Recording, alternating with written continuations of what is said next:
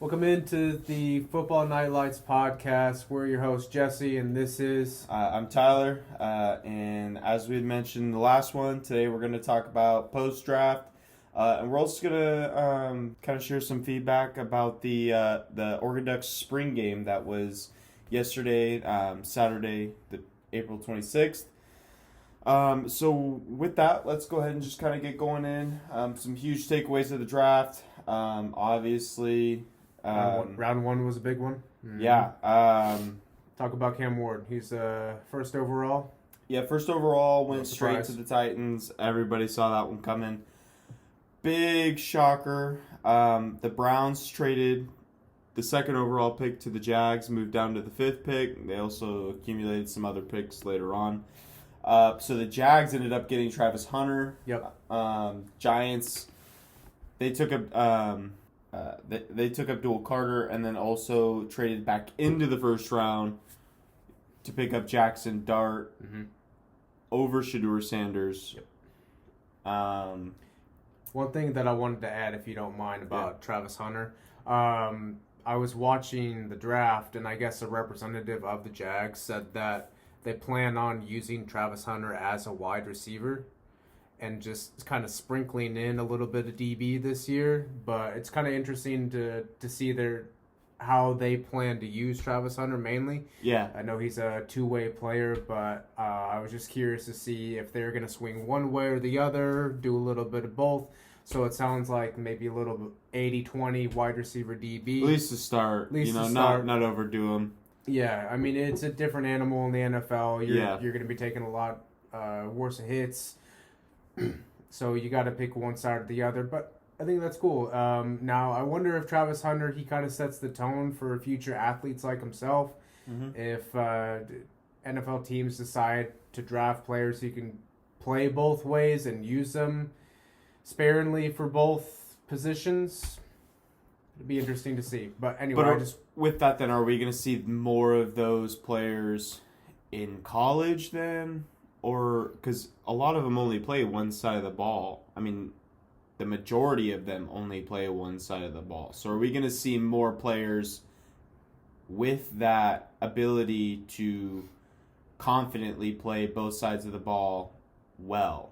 It'll be a question for both college and NFL. I mean, Travis Hunter's a rare guy who's able to play it both ways. So I could see... maybe we see more examples of players playing both positions or both sides of the ball. I don't know. We'll see. With that, also, 49ers overall just kind of beefed up their defense. Yeah, how surprised were you of that? Were you kind of shocked? I'm not shocked only because they brought back their defensive coordinator, who is a defensive guru. Mm-hmm. And you also got to think the Niners lost a whole bunch of great talent. I mean, they lost Dre Greenlaw, Hufanga. I saw something that... Ward? No, I mean, yeah, Ward. They lost Ward, but... Malik Mustafa? Yeah, he's still on the team. He is, but... he's injured, right? Yeah, so he had torn his ACL at the very end of last season, and now they're not thinking he's going to be available at the beginning of the year. So, I think beefing up your defense, especially early on, getting those better players is great, especially since, Kyle Shanahan is great at finding skills guys late in the draft and developing them into star athletes. So I think their first pick with Michael was great, and I can't wait to see what he brings to the table. Do you think he starts? It's kind of hard to not be a first round pick and not start, but I mean, it's happened. I think he starts, but I think I wait to make my final. Like, yeah, he's going to start. No, he's not going to start until we see more of him and, like, how he chems well with the team. another thing to that is like preseason. That'll be a great way to see like how he adapts to this team. So I think he will. Anything can happen though. Steelers getting a dog with Derek Harmon. I think them beefing up their defense as well is great.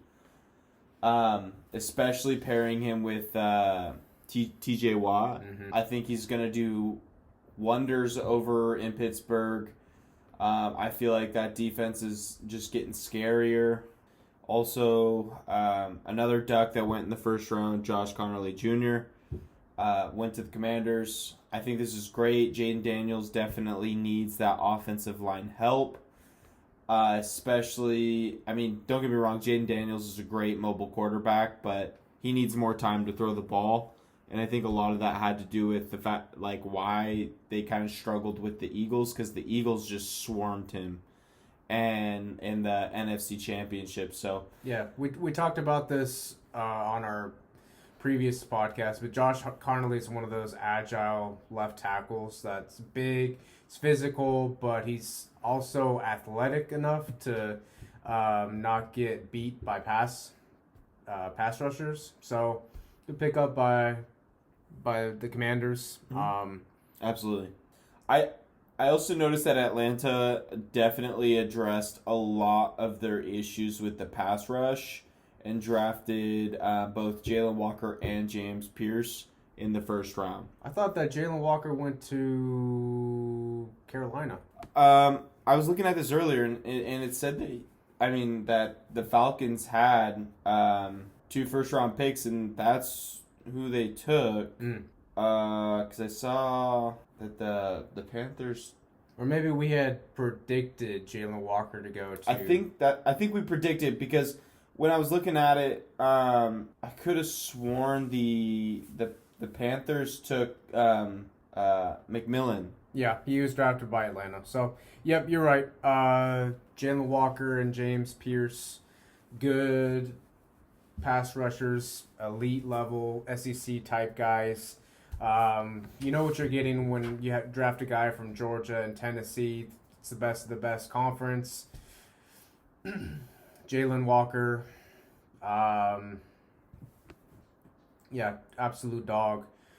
So yeah, like you said, they addressed a lot of their pass rushing needs, and these guys are going to be elite for them in a couple years, if not this year. Looks like Colts snagged Tyler Warren. Yeah, I just gotta say, Bears, War Room, bunch of idiots. They take this second. It's not that they got a bad pick, but they had Tyler Warren on the table. Hands down the best tight end in that draft. Yeah. And they should have taken him. Yeah, they went with Colston Loveland, good tight end, the second best in the draft. But yeah, they could have drafted Tyler Warren. They should have drafted Tyler Warren. This dude is... He's a do-it-all kind of guy. He can play running back, wide receiver, tight end, block. obviously. He can block. They even had him in wildcat quarterback formations. Yeah. And he can catch a ball in heavy coverage too. He makes plays. If you watch the USC game for any of you guys, yeah, he balled out against those USC defenders. So it's not very hard though. No, it's not very hard to do, but it's still talent nevertheless. So looks like Green Bay, they drafts a wide receiver in their first round for the first time since 2002 with Matthew Golden. Good pickup. Yeah, no, he's gonna do wonders for Green Bay. He's very athletic. He's quick. And for a team that can use all the skills player help that they can get, Green Bay did not drop the ball on this one. Definitely the best receiver that was available. They got him, and he's ready. And it was great to see, being that the draft was in Green Bay, he got to address the fans right away. And it's going to be interesting to see how he he meshes well with the rest of the wide receiver room, as well as how well he does paired up with Jordan Love. So I mean, it's not like the wide receiver group currently before Matthew Golden was bad. They just dealt with a lot of injuries. Yeah. That's maybe a little bit of development issues, but they're not bad by any means. No. They held their own. Yeah, and so Eagles traded up one slot. They went from the 32nd pick to the 31st and was able to snag Jihad Campbell. Being an Eagles fan, what is your thoughts on that? They got the second best linebacker in the draft. I mean, the Eagles, they really like their SEC guys. I was surprised that they didn't take or trade up to get Malachi Starks out of Georgia. I saw this thing. It was like the majority of their draft player over the last few years is either Bama or Georgia. Yeah. Bama or Georgia. Good piece for the Eagles. This guy's a winner. He knows how to be a professional. I mean, he went to Bama. They're going to use him in the right way. They're going to get the most out of him. I fully trust the defensive coordinator for the Eagles, Vic Fangio, to use him properly. Good pickup. All right, going on to round 2. One that we were pretty excited about. Yeah. Rams got Terrence Ferguson. So happy for him. Personally, I didn't think he was going to go as high as he did. Mm-hmm. I'm very glad he did. Yeah. He is a great player. He may not be as quick as most tight ends, but he is a beast. He's durable. He's like Tyler Warren, Colston Loveson. He's a do-it-all kind of tight end. You can line him up in the inside. You can line him up outside. He can pass block for you. And he's just great player. Very athletic. Very durable, too. I don't think during his time at Oregon he had many injuries, if any. Saints also take a quarterback. Still not Shedeur Sanders. They take Tyler Shough. Shuck. It's Shuck? Shuck. Tyler Shuck. That's definitely pronounced Show. No, that's Shuck. Trust me. Okay. They take Tyler Shuck over Shedeur Sanders. A whole lot of drama going on with this one where someone ended up pranking call Shedeur. Turns out it was someone that's inside with the Falcons. Their kid got the phone number I saw and prank called Shedeur. I don't get why everyone's all freaking out about it, to be honest. Same thing happened to Cooper DeJean and nobody batted an eye. This isn't the first time that's happened. I mean, I don't really know what to think. I think that a lot of teams are maybe going to regret not get, I don't like Shedeur Sanders. I think he's kind of a prick. But he's not a bad quarterback. He's not the best quarterback. Definitely, I think should have gone over some of these guys that were drafted. What was more surprising is that they drafted both Dillon Gabriel and Shedeur. Yeah, we'll go over more of that. I have that notated down here. Bears addressed both offensive and defensive positions. During the second round, they got offensive line Ozzy Trapilo, as well as wide receiver Luther Burden. Mm-hmm. Good pickup. Which, honestly, getting receiver help over in Chicago's really not a bad idea. I mean, you got DJ Moore. You still have Keenan Allen if they re-sign him. If they can get a deal worked out, I should say. Romo Dunze, Luther Burden's going to fit perfectly, especially if they can't hold on to Keenan Allen. And then defensively, they got Shamar Turner. Another team that's defense has kind of struggled for many, many, many, many years. So I'm really glad to see a lot of these teams finally realizing where they need help and focusing on those pieces. Unless you're the Browns, because it kind of seemed like they drafted it didn't really seem like they focused on fixing certain things. I mean, now they have a QB room of 5 QBs. They were drafting offensively, defensively. It just didn't seem like they really had a plan as to what they were drafting when they were drafting. So going back to the Browns, I wanted to mention something else. You had said if they lose Keenan Allen, I think they'll be just fine without the Bears, not Browns. The Bears. Thank you. If they lose Keenan Allen, they're going to be fine. They have Rome Odunze, who can easily step into that role that Keenan Allen has, a big body receiver. Luther Burden's more of an inside guy. And then DJ Moore is more of that outside guy. So they're going to be fine. Yeah, no, 100%. Going back to the Browns, they did draft Judkins, who almost missed the phone call because he was in the bathroom. It was honestly kind of hysterical. Duty calls, man. Yeah, literally. 49ers add more defensive power with Alfred Collins. Again, just beefing up that defense for a team that did kind of struggle defensively, mostly due to injury last year. But when you go from having the best defense in the league to a joke, it kind of felt like.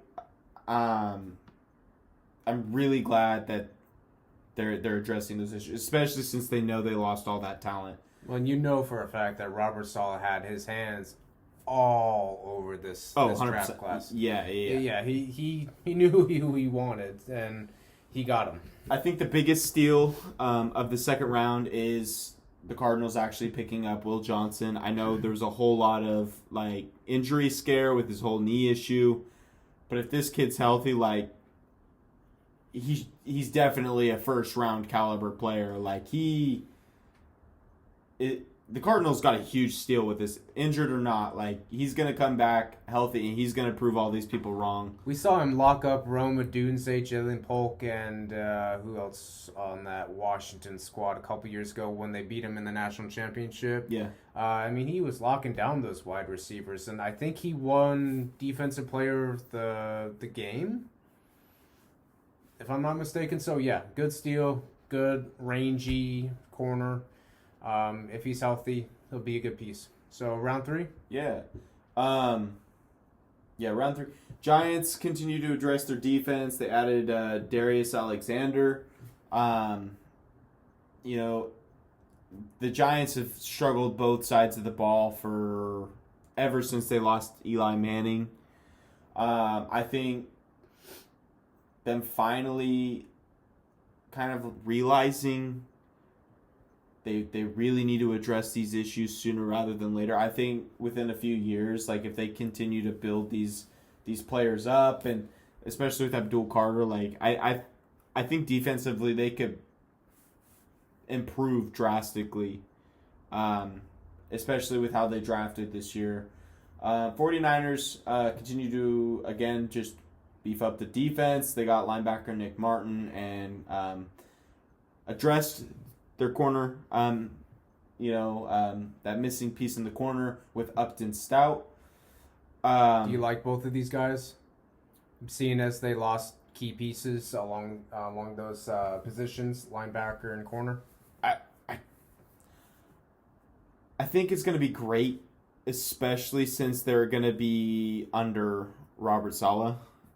I mean, he's going to develop them no matter what. They're going to be, whether it's this year, next, however long it takes, they're going to become high caliber defensive players. That's just the way Robert Saleh runs his defense, is he brings out the talent in everybody. And I hope that, in the corner position, he's a great replacement for Charvarius Ward. That's a huge shoes to fill because he was a great lockdown defender. But I think him paired up with, especially learning under Demo, Demo learned under Charvarius Ward, and he's great. So I think they'll pair well. It may not be an instantaneous click, but I still think that they'll have a stellar defense, especially with the new draft class this year too. And then when Mustafa does come back, healthy, I mean he's a guy too. I mean, no slouch. Rookie last year, and he was just balling out. Like he showed that he was like he's going to be a great replacement for Hufanga, and I'm honestly just when he does get healthy, I'm excited to see how much he's grown. So. Cardinals get a huge dog, Jordan Birch. I'm telling you this honestly. I think the Cardinals are getting scary. They drafted very well, and Jordan Birch is a great defender. Watching him this last Duck season was very fun. Watching him get past those lines, go in for the sacks, cause disruption with the ball. Cardinals overall, I think probably one of the winners of this draft, not gonna lie. Browns, they got tight end Harold Famine and their first QB, Dylan Gabriel. Huge shocker, especially with all the talk that Dylan may not have even gotten drafted. And going third round, I was shocked. Majorly shocked. Especially since, the Browns honestly seemed very set on drafting Shedeur Sanders. Maybe a lot of it had to do with the fact that they traded away their chance to get Travis Hunter, so it's like, well, they didn't have Travis, so they didn't really need to pair him with the quarterback. And I know there's a lot of things like that. It's not just, how they performed in college, how they did in the combine. It's who's your character, things that are said, people around you that say things on your behalf, like that can really take a toll on your draft stock. And I honestly believe that is why he fell to the 5th round. Everything leading up to when you get drafted is basically a job interview. Yeah, it is. So scouts are analyzing your skill, your performance, and your character. And I think a lot of that the character was one of the reasons why Shedeur was drafted so late, was his character. Yeah. I actually just recently saw a video that had resurfaced from a few months ago of a workout of Cam Ward and Shedeur.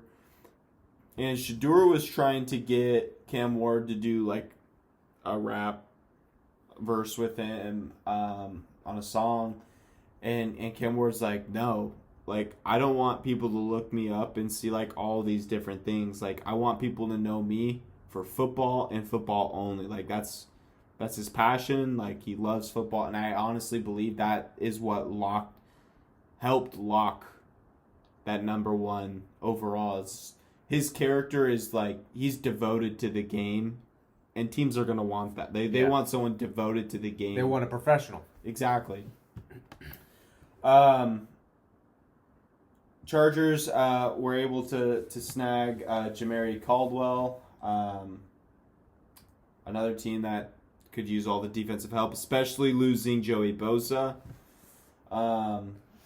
That defense is not going to be the same without him, to be honest. Jamari Caldwell is a good pickup. Got a lot of experience. I think he played 6 years in college, so Gotcha. He's a great veteran. Good piece. Raiders draft back-to-back offensive line, which is great. It's another team that, overall just kind of... They're rebuilding. Yeah. They've got Max Crosby, great defender, but a lot of their pieces just are missing. And I think beefing up that line's going to help, especially with a quarterback like Geno. Geno can scramble, so being that they're going to be young, they may not... they may not even start, but it's like, build these guys up now. Yeah. So when they do draft a high quarterback, they're ready. Yeah, they're ready. Which honestly, a lot of teams were wanting to draft a quarterback next year because the quarterback class next year is just gonna be way better. Yeah. But they got Caleb Rogers and Charles Grant.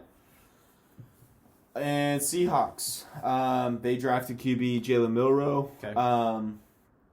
A lot of that had to do with the fact that they traded away Sam Howell to the Minnesota Vikings in a pick swap. So I feel like, Jaden Milroe replacing, Sam Howell is a good fit. He can learn under Sam Darnold when they realize Sam just isn't a long-term option for them. I feel like he'll fit in pretty great. Milroe's one of those guys that's just electric with the ball. He needs to clean up some of his mistakes. Made a lot of interceptions this past year, so it's why he wasn't a first round draft pick. But I think given time and given some space to learn in that system, develop, and get mentored by Sam Darnold, and he'll be just fine. Yeah. As long as the Seahawks keep putting pieces around him and building for that future. I think Seahawks realize that Jalen Milroe is their future. Yeah. He can't be that guy. You just gotta pull, honestly, like, I know a lot of this is just due to injury, but they gotta do the JJ McCarthy thing, Yeah, he sat because of injury, but he could have came back. But they allowed him to kind of be more mentored. But it also had a lot to do with the fact that Sam Darnold was doing very well. I agree with you. I think Seahawks believe he's going to be their guy going forward. And I think that him sitting under Sam Darnold is going to help him achieve the ability to be able to be their guy going forward. Last thing you want to do is throw a QB under the fire or with the Sharks when they're not ready and completely stunt somebody's growth. Like Zach Wilson. Yeah. Okay, round 4. Giants got running back Cam Scatterbo. I'm honestly... Swiss Army knife. I feel like, 3rd, 4th round was probably a great landing spot for him. I mean, appropriate. He's a beast of a running back. He's another one of those guys that will run through your face. I think he's going to be a great fill-in. You don't want to say replacement because you can't really replace. It's hard to replace talent like Saquon Barkley. I mean, Saquon was like one of those like once in a long while come around talent, like, and he's not the same type of player as Cam is. Like, Cam's more of like a Frank Gore, like built to run you over kind of guy, whereas Saquon is speedy. Can be put out in the slot and be able to catch passes. More like a Christian McCaffrey. Again, I think Giants are doing the right thing. They're filling the pieces that they need. Cam Scatterbo definitely going to be a great fit. Eagles added another defensive tackle, Ty Robinson. Good piece. They lost a couple of pieces along the defensive line, so stock them up, develop them, then when they're ready, increase their workload. Good pickup. Yeah.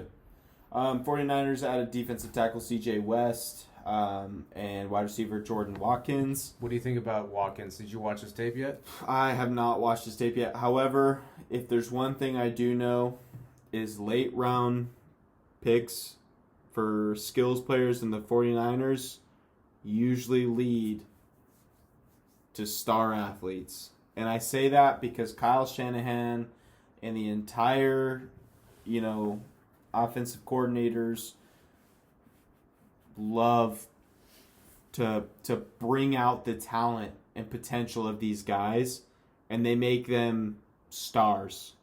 Rounds 4, 5, 6, to where the value is. These are your value guys. Yeah. So and much like this next guy we're about to talk here. Jordan James. 49ers take Jordan James in the 5th round. I'm excited. Watching Jordan James run the ball last year was so fun. Mm-hmm. He was always running people over and continuing to go. He's definitely a run it in your face kind of guy. He is. I'll definitely be picking up his jersey. Aside from Christian McCaffrey, who's on the roster right now? Garendo and some. Do you remember? It was Elijah Mitchell. But I don't think they re-signed him. And then they lost Jordan Mason, right? Yeah, so Jordan Mason, if I'm not mistaken, is going to Minnesota. So, I'd like to see Jordan James get some good playing time this year. I definitely think he'll be more on the. We'll see him more like with special teams. You think so? Like with kickoff. I mean, they did the same thing with LaMichael James,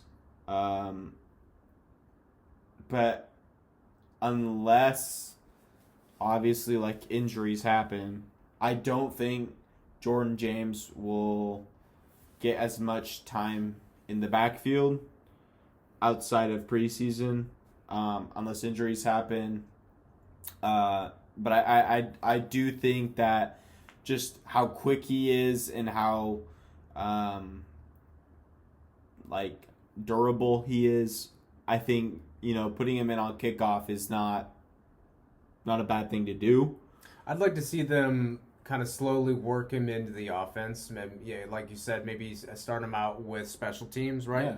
But he doesn't have to have an 1,000-yard season like Bucky did last year. But how great would it be for Jordan? He's not going to. If Christian McCaffrey stays healthy, he's not going to. But it would be great to see Jordan James, 2 Duck running backs, have a phenomenal rookie season. Like 500 yards or 600 yards or something like that. Yeah. That'd be great to see. No, I totally agree with you. Eagles continue to find help defensively with McWilliams and Smael Mondon. Thoughts on that? I think Smael Mondon is a Georgia guy. Yeah. So they got their Georgia guy. Yeah. Got to have at least one in the draft for the Eagles. And they draft Drew Kendall, a center. Yep. I don't know much about him, to be honest. Good piece. Could be a guy in the next couple years. Let's hope he's the next Jason Kelce. Seahawks definitely continue to fill the missing voids. They draft wide receiver Torrey Horton, tight end Robbie Oates, and defensive line Riley Mills. Another team, again, they lost a lot of key pieces, and just trying to fill those puzzle pieces. They know where they're hurting, they're filling them, and it'll be interesting to kind of see like how they go. I don't think Seahawks are going to be as competitive as they have been the last couple seasons, especially with the Rams beefing it up and the Cardinals beefing it up. I think as much as I want to say the Niners too, but it's just another team that lost so much, and the Cardinals have just been building up and the Rams have just been building up. So it'll be interesting to see. And the Browns draft Shedeur, round 5. Again, I don't really know what the Browns were doing this draft. Maybe they're just kind of setting themselves up to fail again so they can get high draft next year. But I can guarantee you that the Browns really aren't going to be drafting a quarterback next year, so there's no real reason to tank. You got 5 QBs on the roster. You had 3 before the draft. You have Pickett, Flacco, Watson. Now you draft Dylan Gabriel and Shedeur. Yeah. Here's how I see it, though, is I personally do not think Kenny Pickett is starting worthy quarterback. He's just not. Neither is Joe Flacco. Joe Flacco is great as like a second string and needs to come in and fill in because there's an injury. I get Deshaun Watson is going to be out who knows how long. So it really comes down to who do you start, Dillon or Shedeur? Personally, I think, I mean, personal bias, obviously, I would say Dillon Gabriel. Honestly, I would just say you start Joe Flacco, and then let Dillon and Shedeur battle it out for the 2. You let them battle it out for the 2, or you really just kind of say, well, let's just see how you guys do in preseason and training camp. I don't want to say start Dillon Gabriel because the size is a factor. I don't want to say start Shedeur Sanders because I just don't think he's really all that great. I think he could be talented, but like if you look at what the schools Colorado played, and then you look at when they played, top teams, he struggled against those top teams. Like Oregon dog pounded him. And so if you look at a lot of Shedeur's tape as he's running for his life, even against these teams that aren't as talented. I don't want to say that's honestly a pretty bad word to use, but they're not as big of a powerhouse, I should say, as these Big Ten, at the time Pac-12, but SEC stuff like that. He's just not going to be able to. He just wasn't able to compete at that level, in my opinion, and maybe it's just the way Colorado was. Maybe had he if Shedeur had more pieces around him along the offensive line and wide receiver spot, he might have done better. So do we play it as circumstance, or do we play it as this guy just isn't really all that talented? Yeah, and that's just the thing. It's it's hard to say because if you compare him to college, don't start him. If you compare Dillon to college, start him because he was great. He just pretty much threw screen passes a lot, and we didn't really get to see him throw bombs. But is that his fault? Or is that the play caller's fault? And it's Shedeur, he's pretty mobile. I mean, he can sling the ball. He's more of your prototypical quarterback than Dillon is. I don't know. I say start Joe Flacco. You let the other 2 battle it out, and then when Deshaun Watson comes back, if they decide to keep him, because honestly, at this point, get rid of him. He's just become a liability. He's scamming the NFL out of millions of dollars a year because he doesn't really ever play. And then, at that point, let these 2, duke it out for the second spot. Eventually, Joe Flacco's obviously probably going to retire within the next season or 2. Then you got one of them being as your next quarterback, and then the other can go somewhere else, or you just play it out. Round 6, Raiders take QB Tommy Mellott and QB Cam Miller and defensive tackle JJ Peggs. The quarterbacks were pretty back to back. It was a pick or 2 in between. What are your thoughts on them? Because they have Geno Smith. And then they have, I don't know who they're back. Is it still Aiden O'Connell? I cannot answer that question. I don't know who Tommy Mellott or Cam Miller are. Maybe they want to draft these guys for low risk, possible high reward, probably kind of deal. Developmental pieces. see if these guys can duke it out for the second or third. Yeah. Learned under Gino. They're not really wasting much. I mean, it's kind of interesting that they took 2 QBs back to back. I wouldn't have done it, but I'm not the GM. Yeah. So it's low risk, high reward. Eagles, they draft Kyle McCord. Mm-hmm. So Eagles still do need a backup QB, I believe. They lost Kenny Pickett. I can't remember who they signed in the offseason, if they did, to replace Pickett. But Kyle McCord's a good quarterback. Originally went to Ohio State. Mm-hmm. Went to Syracuse.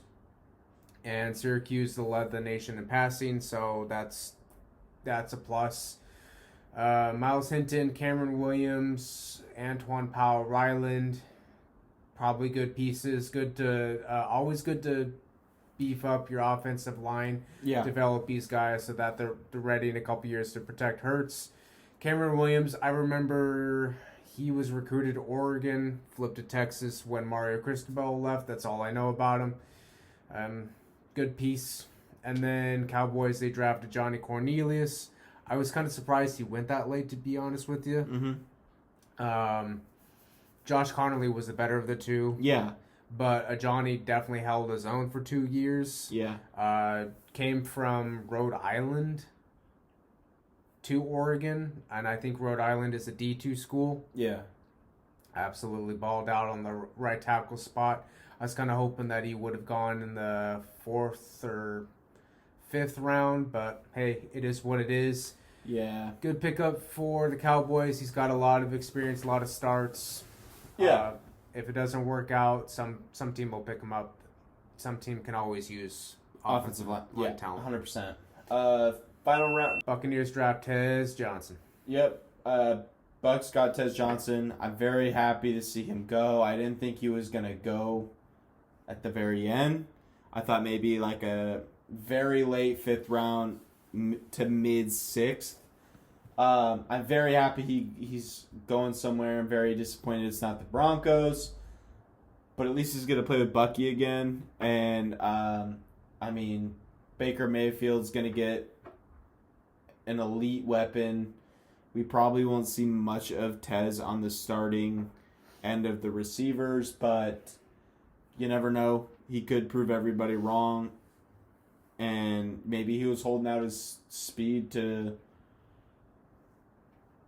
just kind of relax a little bit. Because he's quick. Like, there's no way he shouldn't have gotten a much better 40 time than he did. 49ers used their last of their picks to address offensive pieces. They picked up Curtis Rourke, offensive line Connor Colby, and another wide receiver in Junior Burgeon. I don't really know much about these guys, to be honest.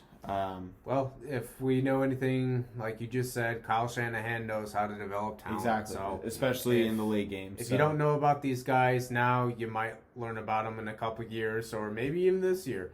These guys are low risk, high reward. It's what round 7 is. Just trying to find the best value. Junior Bergen, I don't know what college he comes from, but whenever I hear a wide receiver go into the Niners, it always gets me excited because these guys know how to develop talent and get the most out of them. So, yeah. Real quickly, just a few. Obviously, this is going to grow exponentially between now and when training camp starts, but some undrafted players that have signed with teams already. Cornerback Jabbar Muhammad. This one shocked me, him not getting drafted whatsoever. Yep. For a guy that was projected to be, late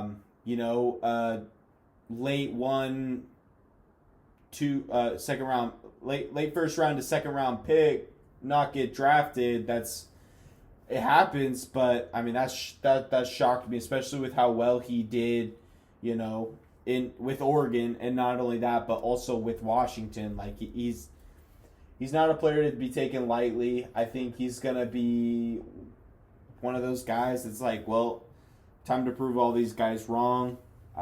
He is on the shorter side, sub 6 foot. Yeah, and he did get kind of I mean, that whole defensive secondary got burned in the Rose Bowl against Jeremiah Smith. So he's not the fastest, he's not the tallest, and when you have others that are faster and taller, you're going to get pushed down. It's just a fact of the matter. Yeah, no, I see what you're saying there. Buccaneers signed Shiloh Sanders. It's kind of a player I'm really not surprised didn't get drafted. No, he didn't have a good college career. He's very much overshadowed by Shedeur. Yeah. Vikings signed Chaz Chambliss. Donovan Edwards signs with Jets. Dante Manning signs with the Falcons. Mm-hmm. Another duck off getting picked up. 49ers signed Jacob Robinson. Chargers signed DJ Uiagalelei. Yeah, it's Mateo's brother, but it's kind of funny to see two 6'6" QBs that are 250 pounds on the same roster. It's probably why they picked up DJ, is because he's got that big cannon of an arm. He's about 6'5", about the same height as Justin Herbert. But he was just never consistent in college, unfortunately. He's going to be one of those players that they're just going to keep him in the back pocket just in case of injury. And then Cowboys pick up Trayshawn Holden. That was definitely a Junior Adams move for sure. Junior Adams, former Oregon wide receiver coach. Trayshawn's a guy that can go up and get it. Love that guy, even though he's known as the spitter. I know, and that is definitely gotta be the reason, because he was never gonna be a day 1 or 2 pick. It was gonna be mid day 3 or later. Well, he was never a number 1 wide receiver at Oregon or at Alabama. No, and again, I mean, he's really good. He's quick. He can get the ball. He can make big plays. I just think that one incident kind of ruined his chances. But again, he's on a team now. He has the potential to obviously negotiate contracts, whereas if he got signed, he couldn't. So yeah, you take what you can get, right? Because you're trying to get in the league. You ball out, show them that you should have drafted me, and he's gonna. I hate the Cowboys. I won't support him no matter what. I don't care who's on the team, but I want to see this guy succeed. I think his comeback story from the incident is great. He owned up to it. He put his teammates first in his recovery, getting back on the field. Overall, I think the draft was pretty great. A lot of teams taking what they needed, and then there was very, very few teams that just seemed like they were randomly drafting. Again, just kind of messing around. Like the Browns, I think they were just no direction really. Yeah. So that was my kind of like my takeaways from the draft were those points there. Briefly, let's just kind of go over we're kind of going pretty long over here, so let's just kind of briefly talk about the spring game. So you went yesterday. Good crowd, I hear. Yeah, it was environment. I mean, you and I had gone the year before because we wanted to go watch Dylan play. Yeah, and it was still pretty packed. This year, it was. I personally think there was more people there than there were the year before. You think so? I think so. There was a crowd. Okay. Maybe a lot of it has to do with the fact that they won the Big Ten championship. Maybe a lot of it has to do with the guest coaches. Yeah. And DeCorian Moore, people want to come see him. Trey McNutt, Dante Moore. But surprisingly enough, they played on opposite sides of the ball. So we didn't really get to see those two mesh, which is fine. One thing that I wanted to say is Luke Moga. That like if anything,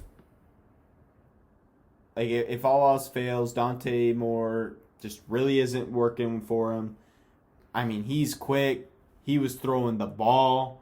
Honestly, as all of their quarterbacks yeah. Honestly, all of their quarterbacks looked really well. Defensively, they looked great still. It's really hard to gauge these things too because it's like they know the plays, they know how it's gonna kind of go, but it's fun to see them use their skills to just out better them. Noah looked great. Jay Harris looked great. How about Dylan Gresham, man? Dylan Gresham, that wide receiver, number 80. I don't know how much you were paying attention, but I was surprised that De'Corian Moore didn't get more of the spotlight, more targets, but Dylan Gresham, redshirt freshman wide receiver, definitely got a lot of love, a lot of attention, balled out. This one thing I take away from this spring game is how more open I think Oregon is going to be with their offense. We talked about that in earlier episodes. But they're not going to be as well. They're still going to run the ball. They might not be as run heavy. They might not be as conservative. They might not throw as many screen passes. Let's cross our fingers. They might take more shots down the field. When you have a good wide receiver core like Oregon does with so much talent, and you have a quarterback like Dante Moore that can sling it anywhere on the field effortlessly. Also, what tells me that they will be opening up the offensive more is that they have Ross Douglas, who came from Syracuse. This is going to be Will Stein's offense, of course, but I think Ross Douglas is going to have some influence on the offense. Maybe he adds his own flavor to the playbook. He says, hey, this is what worked for us at Syracuse. Let's try this out. We have so much talent. Let's use them. No, I agree there. Another thing is another player that I felt stood out was Jaden Lamar. He was running the ball, like breaking tackles, finding the holes really well, and like escaping it. I know he's not going to be the starter, but he's gonna be great. I don't know, just overall on paper they look great. I don't feel like I'm too concerned about making up for all that was lost. I felt like in the off season, all the recruiting, I felt like they were able to fill those voids very well, as well as like the younger class stepping up. It's just gonna be such a fun season this year. And again, De'Corian Moore. I mean, he looks the part. He's ready for it. And again, defensively, like locking down, like I did see De'Corian get locked down a couple plays, and that's great.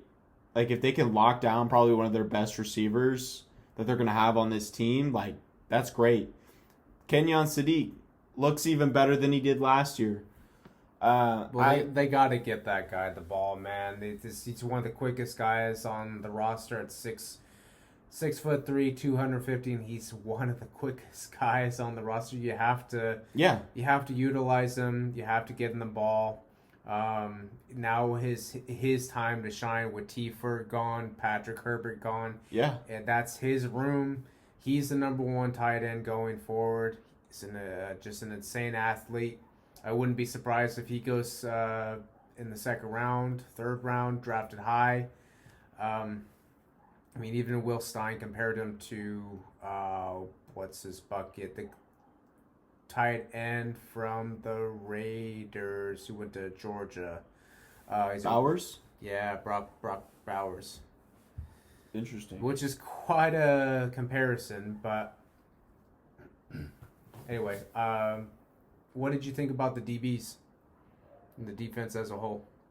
Again, like the DBs, I mean, they weren't letting a whole lot get past them, and I mean, with the exception of that massive catch on the sideline by DeCorian Moore. Yeah, he was locked up pretty well. It's just DeCorian Moore is just one of those guys he's gonna do whatever he can to get the ball. Defensively, again, like they were breaking tackles on the line, getting through. Mateo's looking pretty great. He looked good last year. I think he's going to do us wonders again this year. Bryce Betcher, he's coming back bigger, stronger, ready to go. He's the leader of that defense. He's going to be the one that wears that green dot. Mm-hmm. The play call in helmet, Mike. Yeah, he'll be the one to wear that green dot. He's the leader. Him and Devin Jackson, who I don't think played yesterday. Another one that I didn't see play yesterday was Evan Stewart. Yeah, which is fine. You don't need to showcase his talent. Like we already know what a lot of them can bring, which is great because like the spring game is really it's to have fun, it's to show the fans, but it's really to see where these players are at, how they progress, how will they work, not only under pressure, but in real events. And again, man, like defensively, I don't think we're gonna have as many struggles, especially early on like we did last year.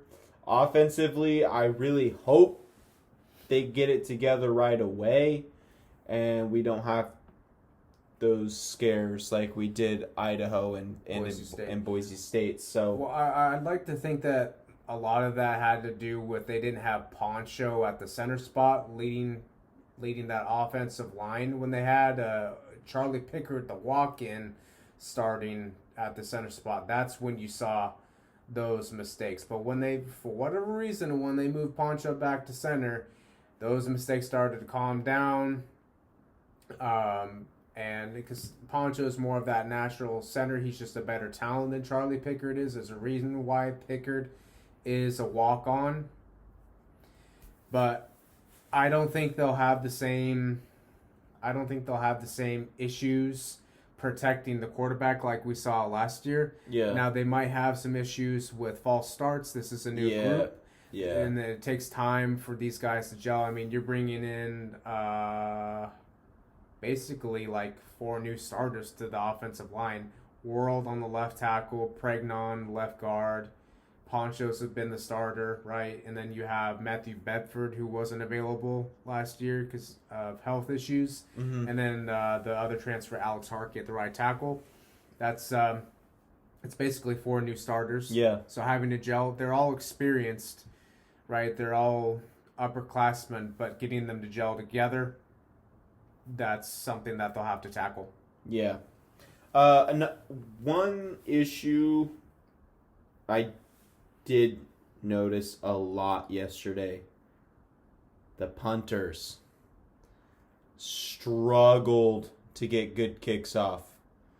And when I say struggled, we were looking like 20 to like 35-yard punts going out of bounds. They got to address that.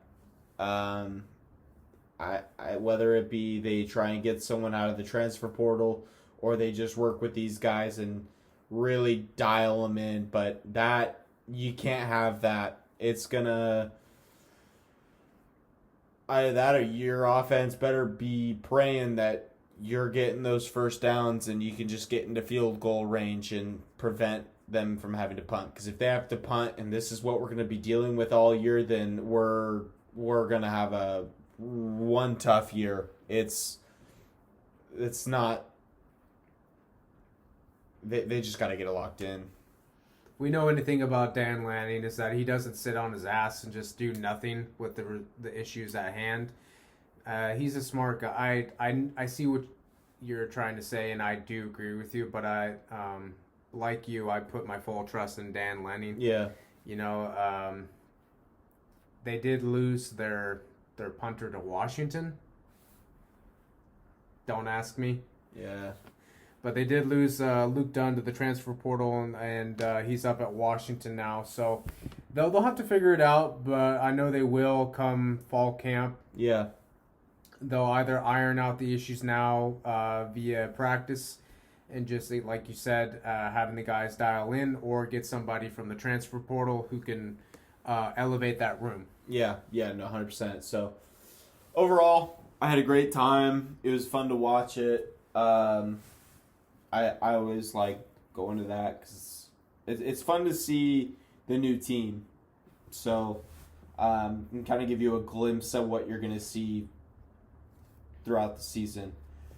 One thing I will say from this year compared to last year's, it didn't seem like the QBs were holding back as much as we kind of saw Dylan do last year. Like it was very vanilla last year. Very vanilla. This one, I felt like they were having a lot more fun with it, a lot more relaxed, and just creating big plays. Again, last year it was like maybe like we were overhyped over this guy. It ended up being all right. I felt like Dylan had a great season. Overall, the Ducks phenomenal last year. First year in the Big Ten, win the Big Ten championship, beat Ohio State. Just to lose to them in the Rose Bowl, but it happens. We don't talk about that. Yeah, we're not too soon. But no, it overall, like, Austin has a great atmosphere, so just something as little as a spring game, it's still electric. I mean, they create, their atmosphere makes it just as fun as a normal game. May not be as loud, may not be as full, but it's still fun. So, do you have anything else to add? No, man. I think this is a great podcast. We covered a lot. Yeah. I would imagine that we'll switch maybe over to recruiting next podcast. We got a lot of things to talk about. A lot of ups and downs for the Oregon Ducks recruiting. Maybe we'll expand on other teams. But there's a lot of avenues that we can take. I'm excited for where the podcast is going. So. Recruiting will definitely be on the next podcast agenda. So with that being said, take it easy, guys, and we will catch you on the next time.